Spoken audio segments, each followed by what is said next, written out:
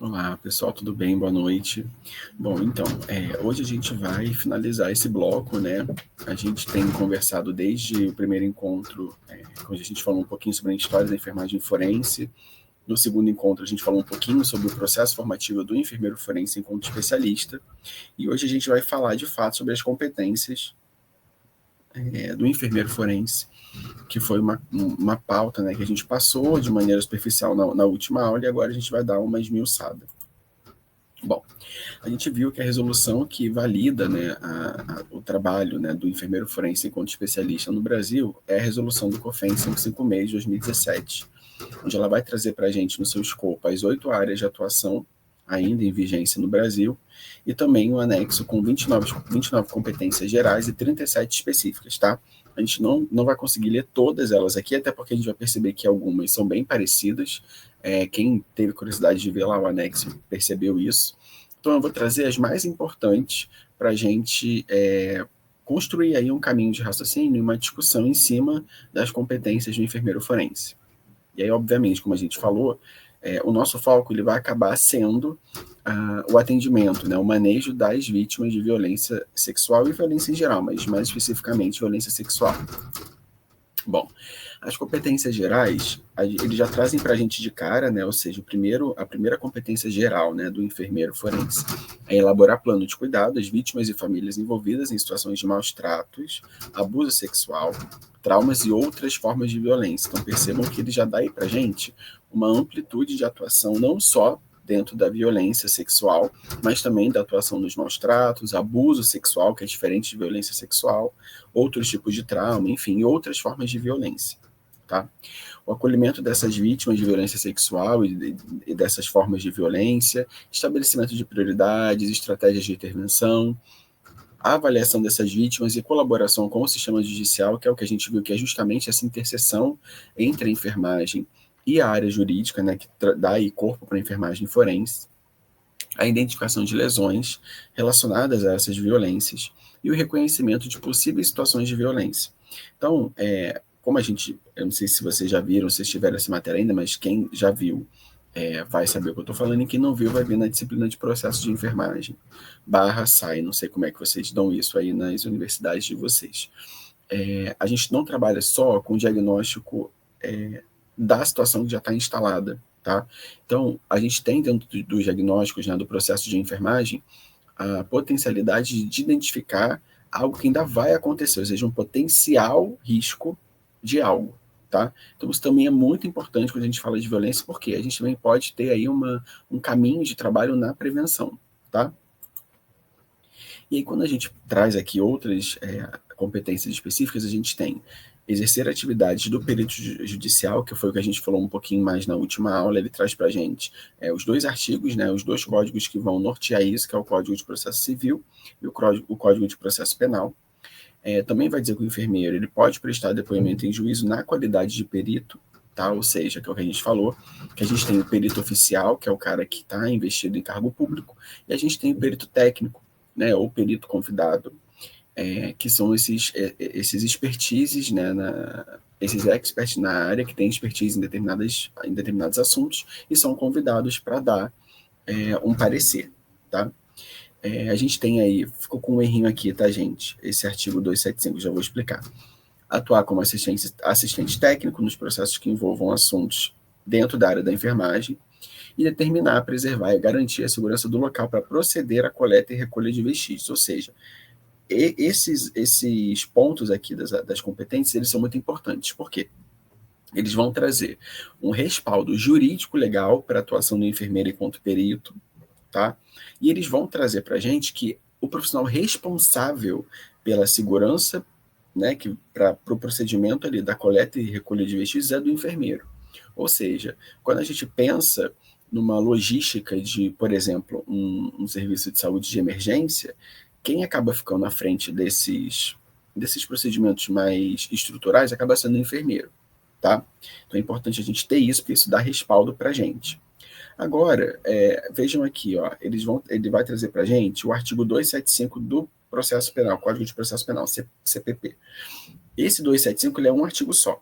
Ele diz para a gente o seguinte: o perito, ainda que quando não estiver oficial, né, está pequenininho, ele vai estar sujeito à disciplina judiciária, ou seja, quando a gente tem um perito que ele não é oficial, ou seja, ele não passou em concurso público, mas ele está sendo chamado porque ele é um cara que tem uma expertise, ele vai precisar também estar sujeito àquela disciplina judiciária. Por que a gente traz isso? Porque o enfermeiro, a gente não costuma ter esse tipo de treinamento na faculdade, né? Então existe um protocolo que a gente faz curso para isso, né, obviamente, para você escrever relatório pericial, né, para o juiz, para você falar durante né, um evento ali com algum tipo de participação com o juiz, né, em algum tipo de processo, tá? Então isso é muito importante, porque aí é isso, né? Aqueles que escolherem um caminho de assistente técnico ou de perito, se passar no concurso, bacana. Se não passar, mas for chamado, for convidado, inclusive a gente pode se cadastrar nos sites, né, do Tribunal de Justiça para ser perito convidado, a gente vai precisar fazer um treinamento, né? Então é só para a gente saber que a gente não vai chegar lá como enfermeiro e vai ficar falando termo técnico, porque o juiz ele não entende, os advogados não entendem. Então existe uma forma, um treinamento, um protocolo para a gente atuar nesses casos, tá? Bom, aqui ficou pequenininho, mas eu estou fazendo menção a esse artigo agora 156 do Código de Processo Civil, tá? O CPC. O que ele vai falar para a gente? Ele vai dizer o seguinte, que o perito, quando ele está dentro dessa lógica, né, de um perito oficial, ele vai estar ligado a uma instituição, tá? Agora, o perito, quando ele não é um perito oficial, quando ele é um perito convidado, um perito que foi acionado por uma das partes, né, que eles vão chamar ali, né, de partes interessadas, eles vão precisar desenvolver atividades, tá, que tenham a ver com a sua competência, com o seu currículo. Então, isso também é importante. Tá? Então, a gente precisa, e ele fala também um pouquinho dessa inscrição, né, que a gente pode se cadastrar e para poder ser chamado, tem que cadastrar o currículo, né, não é tão simples assim, eles fazem um processo, né, e tudo mais. E por que eles trazem também esse artigo para a gente? É importante porque o enfermeiro, né, quando ele está fazendo uma atividade pericial, ele precisa ter em mente que se ele tiver, né, envolvido em uma das partes, ok. Agora, ele pode ser chamado pelo juiz como um convidado do juiz. Então, ele não está nem para defender e nem para acusar. Ele está ali para olhar de maneira imparcial o processo, as provas que cabem a ele dentro da competência que ele tem. Tá? Então, é só para vocês entenderem que existem essas duas possibilidades. Você pode ser chamado por uma das partes, ou seja, o réu, ou a pessoa que está precisando ali, no caso, que está acusando, né? Ou você pode ser chamado pelo juiz para fazer uma análise de prova, enfim, emitir um parecer. Então, é importante a gente saber que existe essa possibilidade, tá? Bom, e agora as competências específicas. E aí, interessante também, por que isso não vem na competência específica? Porque, às vezes, o enfermeiro ele vai ser chamado e ele não é um enfermeiro forense. Né? É um enfermeiro que é um enfermeiro obstétrico, é um enfermeiro esteta, né? Uma pessoa que vai ver lá um erro de procedimento estético e fala assim, caramba, isso aqui realmente foi errado por isso, isso, deveria ter sido isso, feito dessa forma. Tá? Não é só a evidência, embora ela seja forense, ela não é exclusividade do enfermeiro forense. Também isso é importante ficar claro para a gente aqui.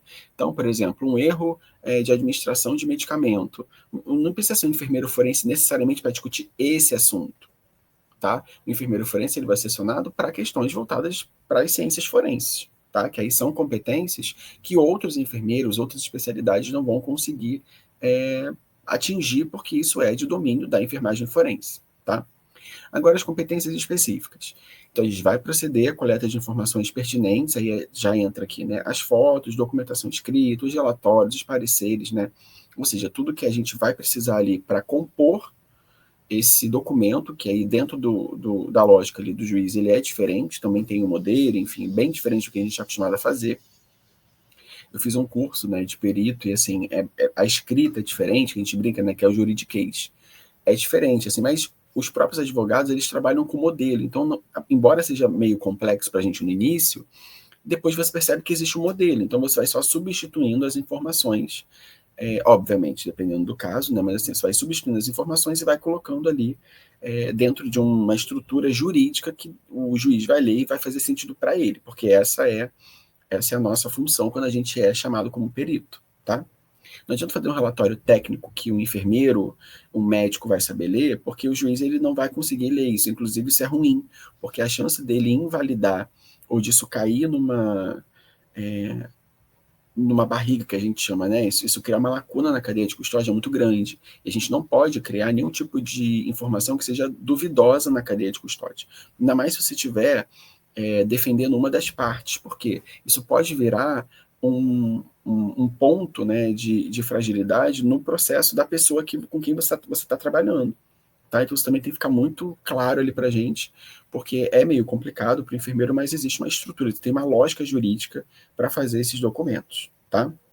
Bom, garantir o sigilo profissional, segurança dos dados, né, enfim, preservando o registro, a cadeia de custódia. Então isso é função do enfermeiro forense. Tá? Embora lá nas competências gerais estivesse a responsabilidade do manuseio da coleta de vestígios, porque a gente sabe que isso acontece muito nas urgências e emergências. Algumas cidades têm esse serviço, tá? Não é no Brasil todo, mas algumas têm. E aí não precisa ser um enfermeiro forense, porque esse cara nem está lá ainda. É o enfermeiro da emergência que acaba dando conta, tá? Mas aqui não, aqui a gente está falando de uma cadeia de custódia, ou seja, é uma sequência de eventos sistematizada, cronológica, que aí o enfermeiro forense é o profissional que é treinado para isso, tá? Bom, você vai interagir com o sobrevivente, familiar, providenciar auxílio no processo de luto, isso aqui também é importante, né? Desastre em massa, catástrofe. Então, isso também é do enfermeiro forense. Atua como assistência técnica, como a gente viu, em assuntos inerentes à enfermagem forense, realiza consultoria de enfermagem forense. Então, percebam que alguns pontos são bem parecidos, tá? E aí tem algumas outras coisas aqui também, né? Então, por exemplo, ó, determinar a segurança do local para proceder coleta, recolher e preservação de vestígios, coletar e preservar esses vestígios, tanto na vítima quanto no perpetrador. Né? E aí percebam, aqui já está falando dos dois. Nos diferentes contextos da prática de enfermagem forense, pode ser pré-hospitalar, hospitalar, comunitário, outros contextos profissionais, enfim, sistema prisional, sistema psiquiátrico, tá? Avalie os resultados das intervenções, reformule estratégias, pensando que a enfermagem forense ela não deixa de ser um braço da enfermagem. Então, ela tem que ter cientificidade, ela tem que ser uma prática baseada em evidências. Tá? E aí traz também para a gente de novo aqui, ó, maus tratos, traumas e outras formas de violência. E também exarar pareceres, enfim, que a gente já viu aqui um pouquinho. Tá? Por que eu trago essa questão das outras violências? Porque tem aqui, ó, violência física, moral, patrimonial, psicológica, tráfico humano, cárcere privado, tortura, negligência, violência obstétrica. Então, assim, percebam também, né, o pessoal que, não, lá na obstetrícia eu não vou ver nada sobre enfermagem forense. Vai, porque existe violência obstétrica, né? E aí, essa análise, essa discussão, inclusive de pensar essa cadeia de custódia, se tiver evidência, se tiver fato para isso, matéria, né, para isso, isso vai ser feito pelo enfermeiro forense. Pode ser feito pelo enfermeiro forense, tá? É óbvio que vão existir ali questões que são técnicas da obstetrícia, que talvez aquele enfermeiro forense não vai conseguir destrinchar, mas aí trabalha em conjunto, tá? Bom, e aí agora a gente vai falar um pouquinho sobre os dois anexos que a gente viu lá na última aula. O primeiro é o segundo anexo dessa resolução 556, que saiu só em 2022, tá? E esse anexo também ele é muito importante, porque ele vai falar para a gente, né, das autorizações de todos os procedimentos profiláticos, quando essa pessoa chega para atendimento, tá? Então vamos lá. Também tá pequenininho, mas depois deem uma olhadinha lá no anexo. Enfim, a folha, gente, é assim, ó, para quem nunca viu. Ela tem um cabeçalho aqui com as informações da pessoa, né, inclusive quem está levando, que às vezes essa pessoa pode ser, né, a vítima pode ser menor de idade, então quem está levando, ou se essa pessoa chegou lá desacordada, quem está levando, né, essas são informações importantes também. Ele vai trazer aqui, essa pessoa, ela precisa, né, colocar um nome ali direitinho, tanto dela, se ela for a vítima e for adulto, ou da vítima, se for menor de idade, aí o responsável coloca.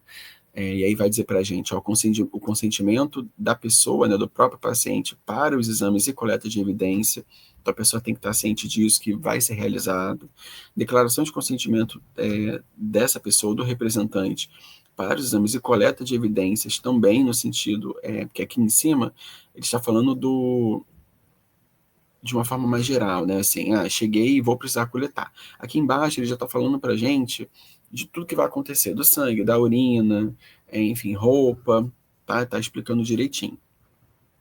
Consentimento para as medidas profiláticas, né? Então, a gente vai ver que às vezes vai ser importante, né? E aí tem lá no manual do atendimento da vítima de violência sexual, o PEP, né? Que é a profilaxia pós-exposição.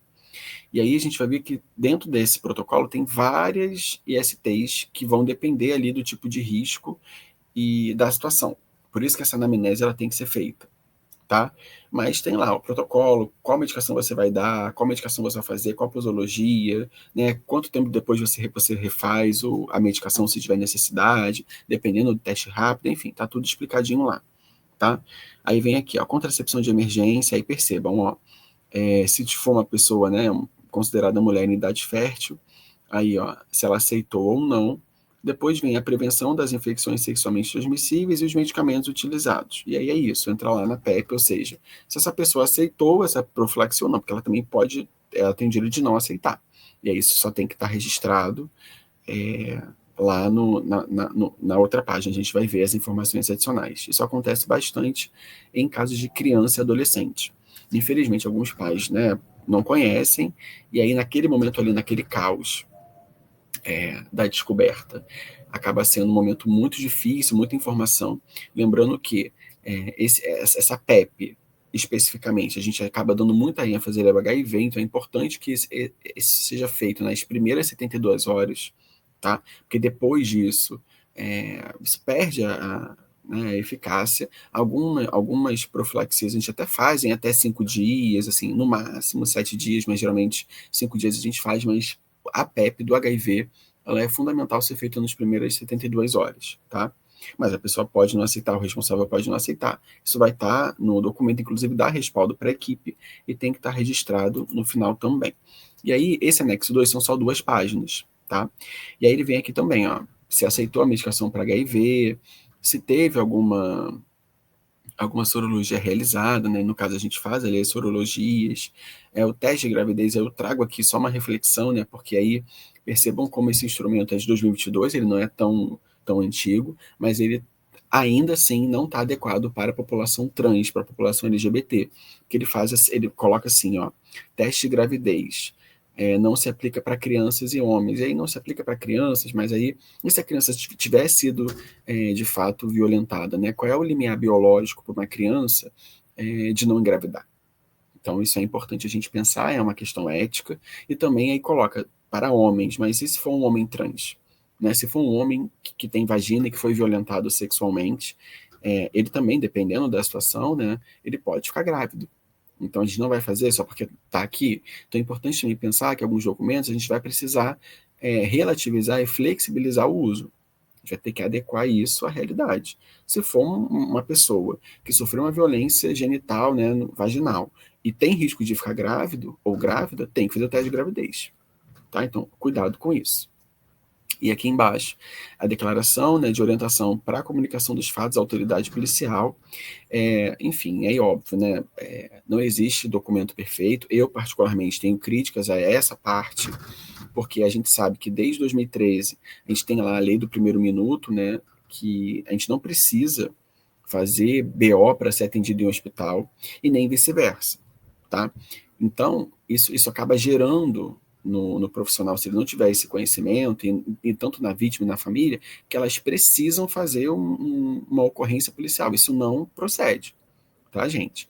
O nosso trabalho enquanto setor saúde não tem nada a ver com o trabalho enquanto setor policial, judiciário. Nos Estados Unidos, isso acontece muito junto, porque lá é estruturado dessa maneira. Tá? Aqui não é. Aqui a enfermagem, ela pode atuar num nível separado do nível judiciário. Tá? Lá não, lá eles trabalham até porque eles já estão há mais tempo, né, há mais de 3 décadas na nossa frente, então eles já trabalham muito bem. Aqui ainda não acontece dessa maneira. Então, eu particularmente tenho uma crítica a essa parte, tá? E aí tem questão ética, né, enfim, e aí a pessoa assina, inclusive, isso tem que estar assinado, datado, se tiver alguma outra pessoa ali com a vítima, ela também assina como testemunha, ou algum outro profissional que esteja com você, você data, e você coloca. E aqui é muito importante, porque a gente vai ver que tem um formulário no próximo anexo, que tem uma parte de informações adicionais. E aí você colocaria os motivos pelos quais a pessoa não quis ou realizar os testes, ou as profilaxias, ou porque o responsável não quis. Isso tem que estar muito bem descrito ali e assinado pela pessoa, tá? Bom, e aí trago também para a gente pensar nessa lei, não sei se vocês conhecem, mas ela foi, né, incluída em 2019. Essa lei ela já disse desde 2003, tá? Mas ela foi uma lei com muitas contradições. O Bolsonaro tirou isso, aí depois voltou atrás, porque os movimentos sociais fizeram uma pressão. Enfim, o que é essa lei, né? 10.778 diz que os profissionais são obrigatoriamente, são obrigados a notificar obrigatoriamente, em até 24 horas, qualquer indício, né, suspeita ou confirmação de violência contra a mulher, tá? Beleza, quando a gente pensa por um lado, ok, isso é importante, a gente tem que notificar, independente de ter uma lei ou não. Agora, para além de notificar, eles colocam que tem que ser comunicado à autoridade policial. E aí, percebam, né, assim, isso é muito complexo, porque aí é mais uma vez pessoas tomando decisões sem conhecer a prática. A gente sabe que na prática, essa decisão ela sempre vai ser da vítima. Tá? Então, mas eu vou ferir a lei? Vai, porque naquele momento ali você está respaldado pelo seu sigilo profissional. O seu código de ética ele te respalda.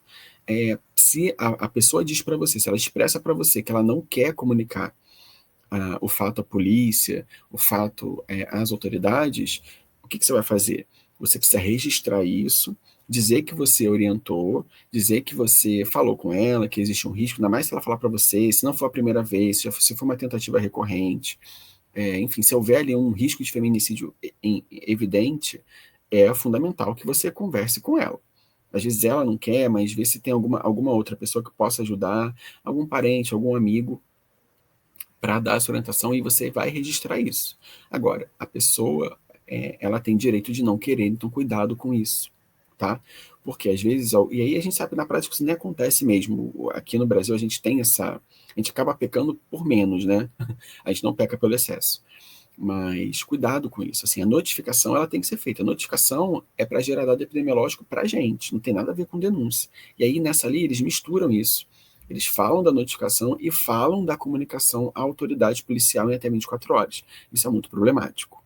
Tá? Então, assim, cuidado, principalmente quem trabalha, quem mora em territórios, né, de violência. Então, quando você faz uma notificação que sai do profissional, o profissional ele acaba entrando nesse fluxo, né, porque ele está comunicando à autoridade policial, então a gente não tem como garantir que essa informação vai ser sigilosa, tá? Até porque na lei não fala nada sobre isso, então o profissional ele pode acabar ficando ali, inclusive, numa situação até meio complicada, porque ele comunica, e aí quando a polícia chega lá, às vezes a usuária está na fase da lua de mel com o perpetrador, isso gera um desconforto. Se for uma unidade de atenção primária, isso gera reverbera negativamente no território, reverbera negativamente no vínculo. Então, cuidado e atenção com isso, tá, gente? Bom, eu trago para a gente também algumas leis que estão dentro aí das competências do enfermeiro forense, ele precisa saber. Uma delas é essa lei que ela teve uma alteração ano passado. Essa lei é de 2015 e ela fala que a mulher vítima de violência ela tem atendimento prioritário dentro de uma emergência. Então, se chegar uma mulher numa emergência, desde 2015 ela tem direito a atendimento prioritário. Muita gente não sabe disso também. Tá? O que esse parágrafo do ano passado acrescentou? Que essas mulheres elas também ganharam direito à cirurgia plástica reparadora para sequelas de lesão. E aí muita gente também não sabe. Né? Então, assim, isso foi adicionado ano passado, e inclusive, quando ela estiver lá na fila de regulação, ela tem preferência. Tá? Então, são coisas importantes para nós, enquanto enfermeiro forense, sabermos. Tá? E tem essa também desse ano, bem quentinha, que foi, essa já é uma lei, né? específica, ela traz para a gente a questão do programa de reconstrução dentária para mulheres vítimas de violência doméstica. Então, porque essa lei, né, 14.087, 887, ela não trazia a questão dentária, e aí criou-se uma lei especificamente sobre isso, tá? Ela também está em fase de implementação, mas ela já existe, então a tendência é que até o final do ano que vem, esses serviços também já estejam ali no rol de encaminhamentos dessas mulheres que sofrem lesões, enfim, aí parem para pensar, a gente está falando aqui de mulheres, né, de pessoas que sofrem violência física a ponto de levar essas pessoas a terem lesões que precisam de cirurgia plástica ou reconstrução dentária. Então, olha o nível de violência física que a gente está falando aqui. E às vezes algumas são até tentativas de feminicídio mesmo, tá? Então, é nesse grau, é nesse nível, nessa magnitude de violência que a gente está falando, tá? Bom, eu trouxe esse tópico aqui, porque também a gente não fala muito sobre isso, né? É um tópico às vezes sensível falar do relacionamento da saúde com o papel da autoridade policial, mas é importante porque daqui a um tempo, se Deus quiser, a gente já vai estar indo nos serviços, já vai estar trabalhando junto com eles. Então, o que acontece? Isso aqui é o contrário, tá? Então, tem uma lei, né, desde 2006, que diz o seguinte: quando acontece uma violência em algum lugar, alguém chama a polícia e a polícia chega lá no lugar e vê a mulher violentada, eles têm obrigação de levar essa mulher, né, de caminhar, como eles colocam aqui, de encaminhar a ofendida ao hospital ou posto de saúde e ao Instituto Médico Legal, tá? Por que eu estou falando isso para vocês? Porque às vezes a mulher, ela chega para a gente e fala que ela chamou a polícia, o policial foi lá, e não levou ela para o hospital. Ela chega às vezes sozinha, chega horas depois ou dias depois, e isso tem que começar a ser pontuado no relatório. Tá? Então, quando a mulher chega, a gente tem que, inclusive, colocar: chega encaminhada por viatura, acompanhada de 2 policiais militares, nome tal, hora tal, são da guarnição tal, né, de qual batalhão eles são. Isso é importante, porque isso está dizendo para a gente isso é desde 2006, tá, gente? Se essa mulher ela está tendo seu direito preservado ou não. Inclusive, porque se ela chega, se o policial chega no cenário de violência e não leva ela para o hospital, se ela estiver machucada, das duas uma, né? E aí a gente também não tem como dizer o que aconteceu de fato, mas ou ela não quis ir, que também gera essa questão ali da vergonha, né? Do constrangimento de sair dentro da viatura, né? Dependendo do lugar, às vezes os vizinhos estão vendo, enfim, né? Ok. Mas isso tem que ser oferecido para ela, né? Porque às vezes, quando o policial vai embora, é nesse momento que, se o agressor estiver dentro de casa, ou se ele não estiver, ele volta, finaliza o que ele tem para fazer, ou ela vai apanhar de novo. Então, assim, prestar atenção com relação a isso, porque o ideal é que essa mulher seja retirada, essa pessoa seja retirada do local da violência. Tá? E aí vá para um serviço até para ser atendida, enfim, né? Para ser avaliada, independente, e para sair mesmo ali do cenário. Tá? Então, desde 2006 tem essa lei, muita gente não sabe. E aí, quando a mulher chega para a gente tem que perguntar se houve ali, antes dessa chegada, alguma intervenção anterior da polícia. Tá? Bom, e agora a gente vai falar um pouquinho sobre a resolução 556 e o anexo 3, tá? Esse anexo, ele também é um formulário, só que ele é maior, ele tem 10 páginas. Eu também não vou conseguir falar de tudo para vocês aqui, mas eu vou trazer alguns pontos mais importantes para a gente. Percebam que esse anexo 3, ele já está falando especificamente do atendimento do enfermeiro forense às pessoas em situação de violência sexual e outras, tá? Mas o foco é a violência sexual. E aí, óbvio, quando vocês vão perceber que no final tem lá um esquema do corpo, né, para a gente marcar as lesões físicas, né, hematoma, assim, só que é importante a gente saber que a gente está falando aqui de um foco da violência sexual. Bom, e aí também, né, a primeira parte é esse cabeçalho aqui, identificação, mesma coisa, né? Aqui já traz algumas informações, como ele é de 2024, ele está um pouco mais atualizado, mais trabalhado. Traz identidade de gênero, se é uma pessoa com deficiência algum tipo de transtorno, tá? Isso é importante. Bom, aí traz os dados da ocorrência da violência, tá? E aí é isso, horário, quando, em que município, qual foi o lugar, se é uma violência de repetição, tá? Isso aqui é importante, tá, gente? Porque, às vezes, a gente só dá ênfase à violência que aconteceu. Mas, e aí também uma dica, né? Independente de vocês estarem atendendo como enfermeiros forenses, mas se vocês estiverem trabalhando em algum lugar e uma pessoa relata para você que ela sofreu violência há 10 anos, essa violência antiga ela também tem que ser notificada. Tá? Tô falando de notificação, SINAM. Então, até porque nesse caso aqui, se ela vai chegar para você e foi vítima de violência, você vai ter que fazer o SINAM, independente desse formulário. E aí, às vezes, o que acontece? Quando o enfermeiro chega para fazer essas informações, dali mesmo ele já consegue as informações para fazer o SINAM. Ele não precisa repetir, até para não revitimizar essa pessoa. Tá? Então ele vai, até porque esse formulário ele é bem completo. Todas as informações que estão aqui, que ele vai precisar para o SINAM, já vão estar aqui. Então ele vai transferir essas informações para o SINAM, e aí são coisas diferentes. Um é o formulário do atendimento do enfermeiro forense, outra coisa é o SINAM, né, a notificação daquela violência que também vai gerar informação e evidência epidemiológica. Tá? Aí ele vem aqui e diz pra gente, relata ter sofrido violência sexual, aí vai dizer se teve ou não, se teve penetração, se teve ejaculação, qual foi o local do corpo, se usou preservativo, se ela não lembra, às vezes a vítima fica desacordada, se teve algum outro contato sem ser os órgãos genitais, às vezes esfregou, enfim, no ânus, esfregou na cabeça, esfregou na axila, enfim, né, no pé e tudo mais. Qual foi o local, tá?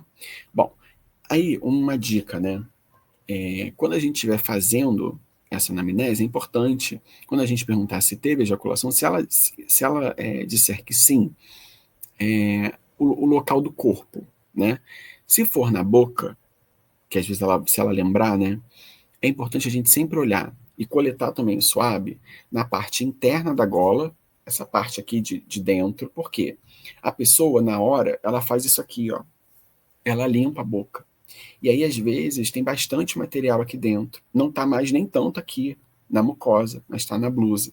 Ou nessa parte distal aqui da manga, ó, que a gente pode fazer assim. Então, essa dica também é interessante na hora de você, se ela tiver com a roupa da violência, você coletar nesses lugares, tá? Porque às vezes é inconsciente, ela vai limpar, você não, às vezes não vai conseguir muito material ali, muito DNA do agressor ou dos agressores na mucosa, mas na blusa pode ser que fique, tá? Isso é importante também.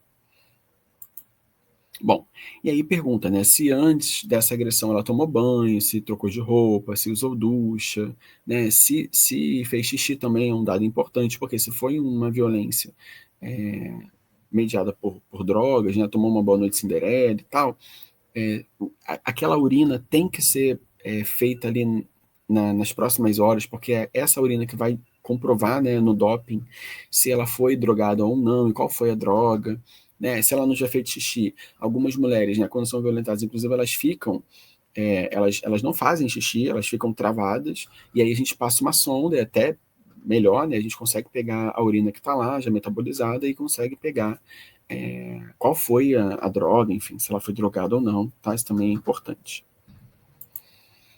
Bom, e aí se ela conhece as pessoas, né, se foi uma, duas ou mais, né, se é algum conhecido, mas se era ex-parceiro ou não, porque isso também é diferente, tá? Se era parceiro íntimo ou não. E aí embaixo vem a parte da descrição, e aí mesma coisa. Se ela já tiver vindo, não é obrigatório, tá, gente? Mas se ela já tiver vindo com boletim de ocorrência, a gente vai ler antes, tá? Para não perguntar de novo, para não revitimizar, porque às vezes as informações estão ali.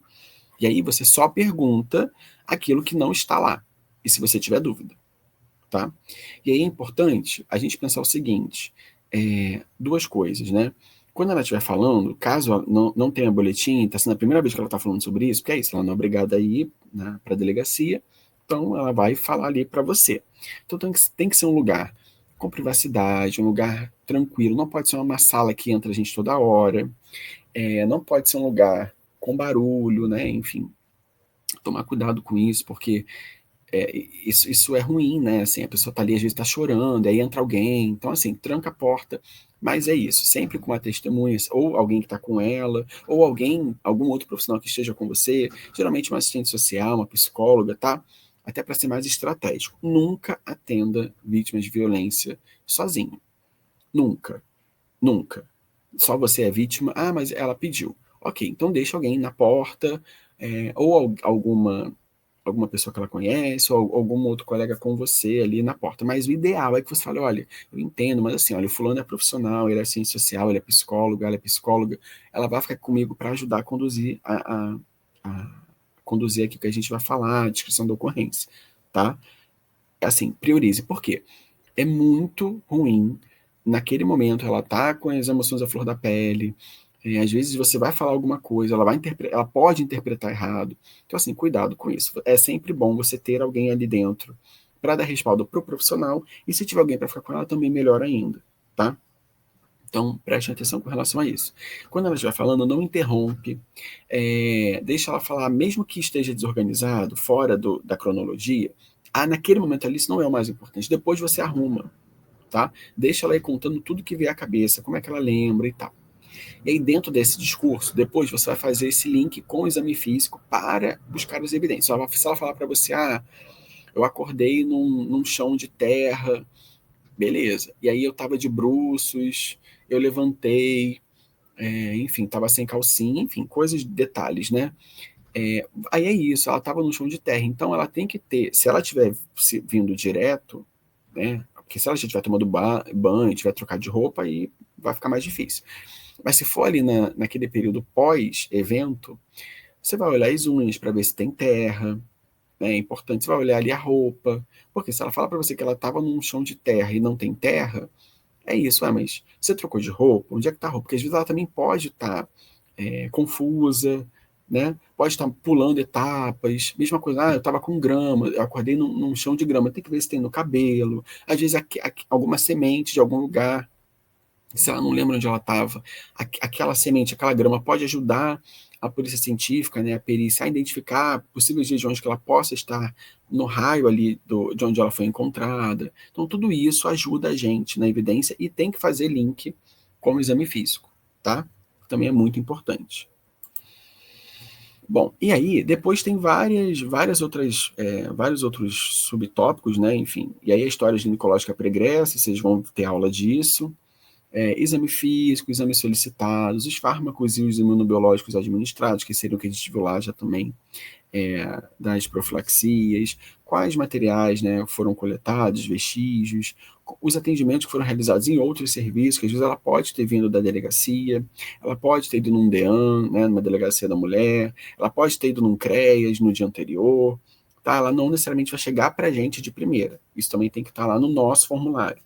Tá? Aí entra a questão da anamnese, do parecer do enfermeiro forense, o diagnóstico de enfermagem, que é isso, né? A gente não pode perder a cientificidade da enfermagem forense, e os encaminhamentos, condutas e observações. Aqui a gente vai descrever as nossas impressões, cuidado que isso também é um documento que pode ser levado para o juiz, então assim, cuidado com as coisas que a gente vai escrever, né? Assim, usar sempre uma língua, aqui você pode ser técnico, porque esse documento ele é nosso. Se o juiz pedir para ver, ele está vendo como uma prova adicional. A gente não está fazendo um relatório para o juiz, a gente está fazendo para a gente, é para a nossa equipe, tá? Então isso é importante, assim, cuidado com informações pessoais, né? Enfim, e também para dizer, olha, ela se nega a tomar a profilaxia por questão de religião, porque os pais, os responsáveis não autorizam, por questões pessoais, foi ofertado diversas vezes, enfim, foi ofertado dela voltar depois para tomar dentro da janela de 72 horas, que foi informado que a janela é preferencial, eles não são obrigados a nada, mas isso tem que estar registrado para respaldo do enfermeiro, tá, gente? Encaminhei, sei lá, para o conselho tutelar, se for uma criança, encaminhei para o conselho de idoso, se for um idoso, porque às vezes a gente também ali no serviço, a gente não vai dar conta de tudo. Então, vão ter desdobramentos que vão precisar ser realizados, tá? É a mesma coisa, a vítima de violência, a gente foi perguntado sobre desejo de realizar o boletim de ocorrência, a mesma informa que não nesse momento, né? Foi feito contato com a equipe dela de saúde da família, para seguimento no território, tudo isso, tudo que você fizer, você vai registrar, tá bom? Até para respaldar a gente também. Bom, e aí só para vocês saberem, no final, né, e tem esses dois mapas, que aí vem um mapa mais geralzão, né, um mapa topográfico que a gente chama, né, para a gente marcar as lesões, áreas que estão com lesões, né, e a área do mapa genital. tá? E aí, mesma coisa, né? Mesmo sendo 2024, percebam, tá aqui, ó, genitália feminina, gráfico feminino. Lembrando que homens trans também podem ter vagina. Então, assim, por que não só gráfico genital? Né? Por que tem que marcar que é feminino, né? Que é de mulher? E, né, a gente sabe que hoje em dia isso não cabe mais. Mas, enfim. E aí, lá na aula de violência sexual, provavelmente vocês vão ver como é que faz esse exame, né? Tem uma metodologia específica que a gente usa, tá? Vocês vão ver isso lá na aula de violência sexual. Aqui é a mesma coisa, o gráfico topográfico masculino, né? Mesma coisa. Se for uma mulher trans, né? Não é uma genitália masculina, né? É uma genitália, ponto. Né? Então também é importante, a gente vai marcar lá todas as regiões que estiverem com lesão, de preferência aqui a gente não vai conseguir, a gente só marca. E a gente descreve depois numa parte, numa folha à parte, e a gente vai colocando também. A gente pode criar um código, então assim, a gente pode colocar em números romanos, né, já que aqui está em número arábico, a gente coloca o número romano, cada lesão e aí descreve a região, coloração, porque também a gente sabe que essa coloração ela vai dar para a gente uma ideia de quanto tempo de estadia dessa lesão, então para ver se isso vai casar com as informações que a gente coletou ou não. Então tudo isso, gente, vai compor esse exame, mais a anamnese, mais os documentos que a vítima trouxer, mais o exame físico, inclusive tudo isso a gente vai ter de base para fazer os diagnósticos de enfermagem, pensar em intervenção, pensar, se for o caso, né, num PTS, né, num projeto terapêutico singular para essa vítima ou para essa família. E aí depois disso aqui a gente conversa também, às vezes a família está junto, a gente vai precisar fazer um segundo momento com a família, se for menor de idade ou uma pessoa, né, vulnerável, né, uma pessoa com algum transtorno mental, ou idoso, enfim, tudo isso gera uma comoção da família, então a gente também vai ter que estar junto ali explicando, mas sem passar informações, tá? Ah, tinha alguma lesão? Olha, eu não posso falar isso agora, o foco não é esse, né? A gente é aqui para cuidar do seu avô, cuidar do seu filho, né? Vamos agora focar nisso, depois a gente vê essa parte, né? Ainda vai ser avaliado por outros profissionais, porque dependendo, né, do lugar, pode ser que venha o pediatra para ver também junto com você. Então, assim, depende, tá? Depende do que você vai encontrar. E aí é isso. Se for uma situação que foge muito, inclusive da sua capacidade de enfermeiro mesmo, poxa, tem uma lesão ali que vai ter que dar ponto, né? Tá com uma laceração, ou tá com alguma lesão contusa que talvez precise de uma cirurgia. Então, essa avaliação também tem que partir de você. Você também, isso é um encaminhamento. Né? Você não vai conseguir, às vezes, resolver tudo. Então, você vai precisar pedir ajuda para outros profissionais. Tá? Isso tá tudo bem também. A gente trabalha, né, nessa lógica de equipe mesmo, independente do enfermeiro forense estar ali à frente ou não. Tá, gente? Então é isso, né? Eu trago aí essa reflexão final. A gente vê que nós avançamos muito, muito. Esses documentos, eles são de fato um passo muito importante para a nossa consolidação, para as nossas competências, né? E aí também fica a dica para que vocês vejam depois esses documentos com calma na íntegra, para que vocês possam ler, guardem esses documentos, porque eles vão ser os documentos que vão nortear a prática aí no futuro, tá? Mas é óbvio que revisões precisam ser feitas, né? Novas considerações. Esse documento ele não é um documento assim, né? Inclusive, ele precisa considerar também que, inclusive, a gente está falando de uma população que sofre muita violência sexual, que é a população trans, homens trans sofrem estupros corretivos, e isso a gente precisa estar preparado. Independente de ser enfermeiro forense ou enquanto enfermeiro, a gente tem que estar preparado para isso, e esses documentos eles precisam estar de acordo com essa realidade, tá, gente? Bom, então era isso. Eu vou deixar depois aí com o pessoal.